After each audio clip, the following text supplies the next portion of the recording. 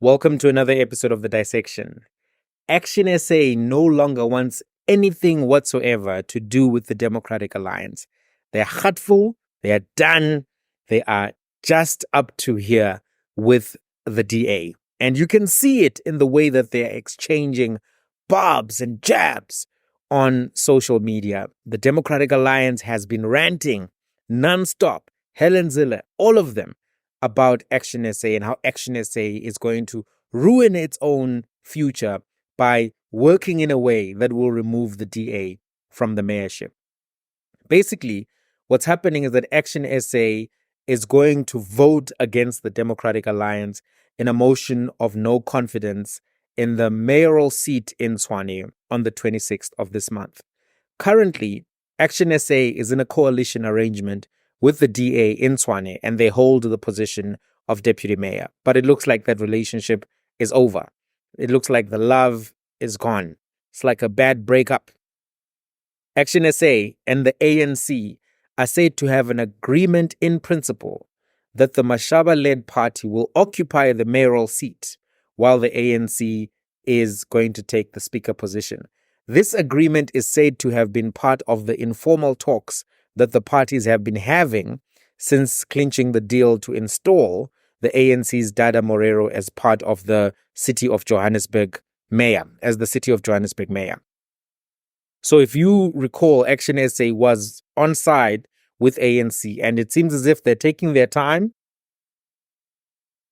They're going slowly with this, but ActionSA is going to be rewarded in turn for making that deal with the city of Tshwane. So ActionSA's highest decision-making body, the Senate, has taken a decision formally to cut all ties with the DA in Tshwane. And this was revealed at the party's Gauteng Imbizo by Herman Mashaba over the weekend. Mashaba has been very critical of the DA and has described them consistently as a poor partner. What he has said about this poor partnership, he said the following. Firstly, he says that, when he cuts this deal, the ActionSA will be free at last. Some of the quotes from Herman Mashaba himself. So this is what he said. If one looks at our performance in the recent elections, I can tell you without any shadow of doubt that one of the contributing factors to our performance was our association with the so-called multi-party charter. He told party supporters that he was aware that most of them had been against ActionSA's decision to join the DA charter, previously called the moonshot pact, which was formed ahead of the elections. Mashaba said, our partners in the coalition arrangement, the DA, took advantage of this. They exploited us. They abused us. I'm glad to announce to you that the Senate took a decision that ActionSA in Tshwane is no longer going to be part of this multi-party charter. Mashaba said that the party was and would always be independent, guided by its political program that is informed by feedback from the communities countrywide. He said, despite the strategic alliances we have gone into over time, some of which we left as soon as it became clear that they were compromising our brand, all the facts that the party has gathered will be released in a detailed report justifying our decision to push for leadership changes in the Tshwane Metro government. We are in consultation with other parties to form an alternative government. Should we fail, ActionSA will return to contribute from the opposition benches. This is what Mashaba said. He's been very vocal about his frustrations with the DA-led government in Tshwane. And what he's saying is also that he is not happy about service delivery, particularly in relation to poor areas. He says that the party took a decision to conduct a research study in the past 2 weeks, and they are satisfied with the report. And the report indicates that there has been very poor service delivery to black areas under the leadership of the Democratic Alliance. Of course, the DA mayor right now, Celius Brink, has been on a media tour. He has been on a ground tour trying to demonstrate that actually they're doing a lot of stuff in those communities. The DA itself had some words to exchange with Herman Mashaba. Their national spokesperson said the following. This is what he said. He said, more people have signed petitions against ActionSA in the past 2 weeks than those who voted for the party in this year's general election.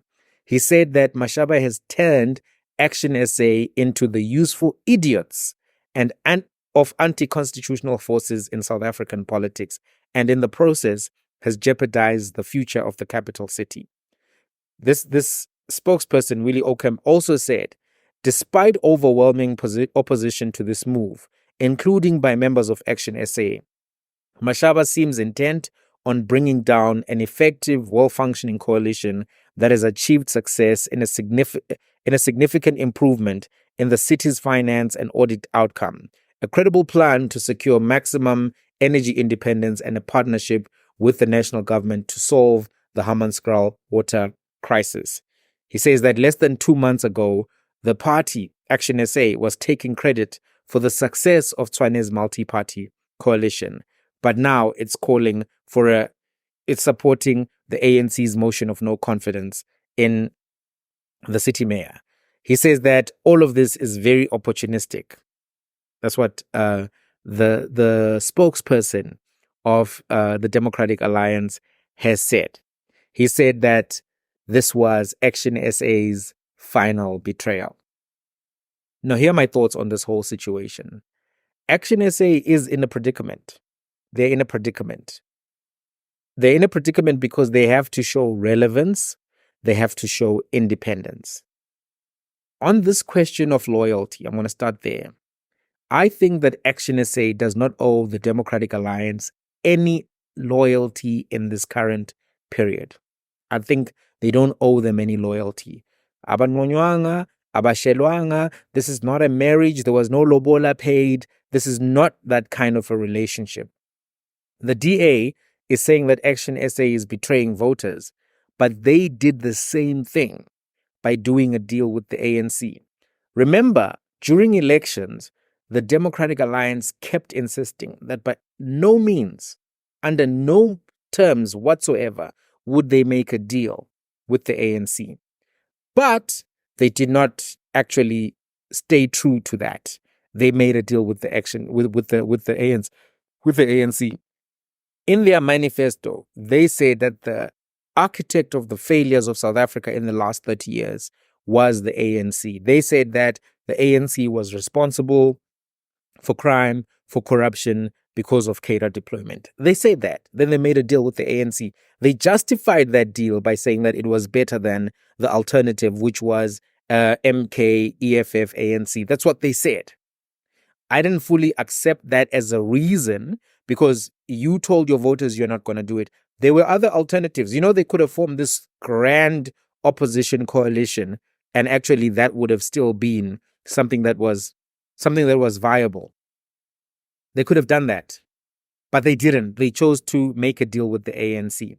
Also, the DA did not mind taking power in KZN, even though voters there did not give them a mandate. They didn't feel like the voters of KZN were being betrayed when they took positions of power in KZN, even though they had about 13% of the vote. They were comfortable to do that. All of this is to say that it is hypocritical for the DA to complain about ActionSA exploring its options when they explored their options. They cannot complain about ActionSA exploring its options. They betrayed the key tenet of the multi-party charter deal, that no one would make a deal with the ANC. So they cannot go around claiming or asking people to be loyal in a position where they have not been loyal. These DAs ain't loyal. This DA ain't loyal. So how can you be unloyal, disloyal, and ask for loyalty from... No, man, it doesn't work like that. To be honest, it was always clear that the DA was going to do a deal with the ANC. And this was because of the statements that were made in 2019 by Helen Ziller in that video which was leaked, where she said, we can get 20%, Cyril is going to need us, we are going to be able to form a coalition with the ANC, and use that 20% effectively. That's basically what they did. That was always their plan in 2019, which is why I was always confused about why ActionSA was joining the DA in their own thing, where they were being basically a +1 to a DA's moonshot pact. What a bad name, by the way. So ActionSA has to find its voice. Herman Mashaba is right. ActionSA made a big mistake by going into the multi-party charter. It was a huge mistake. Why was it a huge mistake? Number one, you don't enter a pre-election coalition while running as separate tickets. In order for that kind of a thing to work, they should have run as one umbrella. Just run as one umbrella with a seat sharing formula for after the elections are announced. When you run as different entities and you promise each other that after this thing we're still going to be together, that's how does that work? How does that? It doesn't work. It's like four guys forming a coalition to, propose to a woman, and then the other guy telling them that when he gets the woman, he's going to share. What? That is ridiculous. It's never going to happen. And that's exactly what we saw.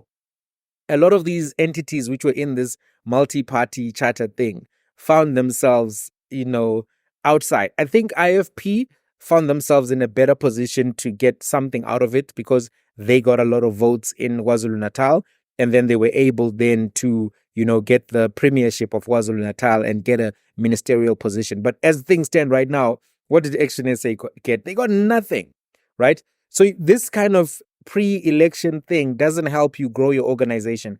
And also it hurt the ActionSA more than it hurt IFP because it diluted the ActionSA brand and their differentiation from the DA. Why? Because Herman Mashaba was in the DA. He was a DA mayor of Johannesburg. He left in 2019, right? Famously with Musi Maimane around about on the same day, remember? And if you've left in 2019, you can't come back with the DA in some kind of an arrangement in 2024. Who are you? What do you stand for, right? Are you coiling on the highest level when you do that? No, you're not coiling on the highest level when you do that, right? That's a reference for my Twitter people or my TikTok people. Anyway, it was going to be very imperative for ActionSA to run a campaign where they show how and why they are different and better than the DA. But when you go into this moonshot arrangement with the DA before the election, all that says to the voters is that they've got two options. They've got you or the DA. But why would they vote for you when they can just vote for the DA? Right? Dial direct, cut out the middleman because you are now together with them. You were previously with them, right? So, and also you are hiring a lot of people from the DA. So the difference between the DA and ActionSA was getting very blurred in this election. And I think that's part of the reason why voters actually just went and voted DA, those who could have voted for ActionSA, right? I understand why this moonshot deal was appealing to ActionSA. It was appealing because they got a significant amount of funding from the same donors who were funding the Democratic Alliance. So when you are told that, listen, join this moonshot, we're going to share seats, no one's going to do a deal with the ANC, you can be tempted. But I think that they were tricked.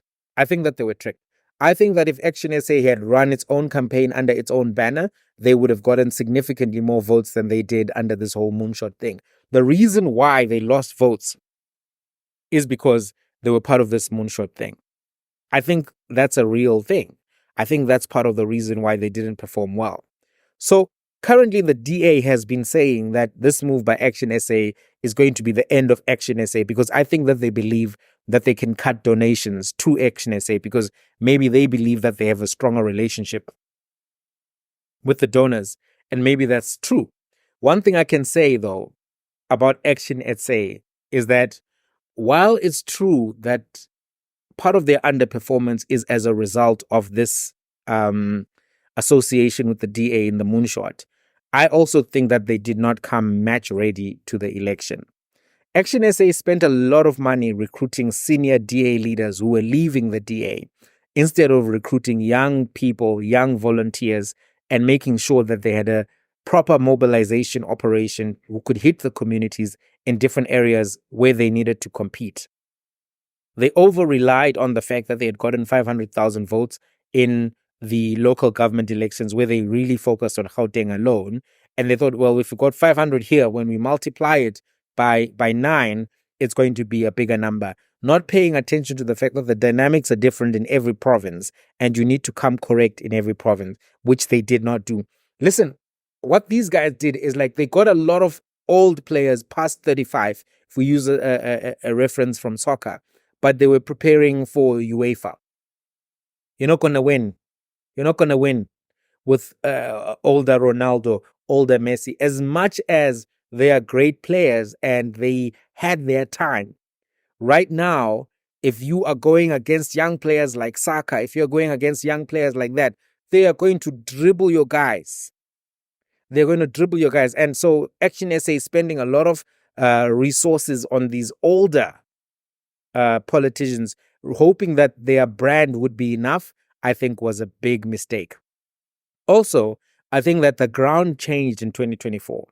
ActionSA could no longer rely on the Mashaba brand and the tough on immigration stance. Firstly, because there were other brands at play. The Zuma brand was also affected now. There was this MK party that was coming in and causing a lot of excitement in different pockets, attracting a lot of voters in other pockets, and coming with the brand of a politician who has been part of South African politics for decades. So the fact that you are Herman Mashaba and you're in the game is no longer going to be enough. The Zuma brand was a factor. Also, the tough on immigration stance was no longer going to be as much of a strong selling point for ActionSA as it was in their previous election. Because number one, they dialed down that rhetoric. Mashaba started distancing himself from some of the statements and comments that he made earlier. So he couldn't rely on that particular voter base anymore. Number two, there were other politicians and parties also speaking tough on immigration. So he wasn't the only guy in town saying that he's going to be tough on immigration. Gayton Mackenzie was saying abahambe all over the place. And some people who thought, okay, maybe Gayton actually is going to be tougher on immigration. ATM was speaking tough on immigration. Even the ANC, Aaron Motsoaledi, was speaking tough on immigration, right? So if that was his differentiating point, he no longer had that differentiating point in the same way that he had it when he was campaigning in the local government elections in 2021. A lot of dynamics had shifted. So, in as much as it's true that joining the Moonshot Pact contributed to the loss of support of ActionSA in this election, that they were tricked, they were hoodwinked, they were bamboozled, as someone would famously say, Stephen A. Smith. But the other side of the equation is that they didn't do the work. They hired old players, and also they calculated in respect to the dynamics of the 2024 elections. But as things stand right now, it looks as if ActionSA is going to get a mayoral position in Tshwane, and this may bring them back to a position of influence and relevance in South African politics. However, the deal is not yet guaranteed, because there are some in the ANC who believe that this may not be the right direction to go. And some of its leaders in the ANC, the national leaders, are saying that they prefer a stable arrangement that involves the DA, because the DA is throwing out its toys as a result of this. They are breathing heavy because of this.